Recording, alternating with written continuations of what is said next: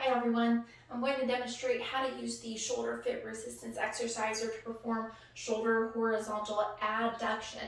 So this is the opposite direction from horizontal abduction.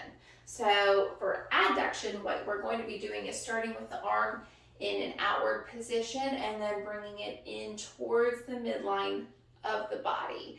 I won't move beyond where I am even with my shoulder here to overcross for this, just because if I do that repetitively, I've found that can cause some irritation and pinching in the front of the shoulder. So we'll start on a little bit of an outward diagonal, no higher than shoulder height, and then cross inward about even with the shoulder there.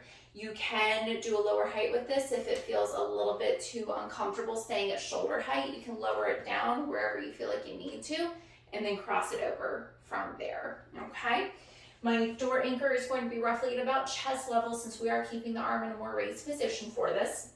And then I grab onto my gripper here and I step away. It's fine to have a little slack on the band to begin with. Again, I'm going to go no higher than shoulder height with this, okay? Nice upright posture, straight elbow, and my thumb is pointing up towards the ceiling here. So I'm going to go ahead and pull in no more than just directly in front and bring it back. If you feel like you're getting a little bit too much tension, you can start a little bit closer here even too, and then come in. Okay, keep a good upright posture. Again, don't worry about crossing all the way across the midline of the body. We're trying to keep as much of a neutral alignment as we can with this one here, okay?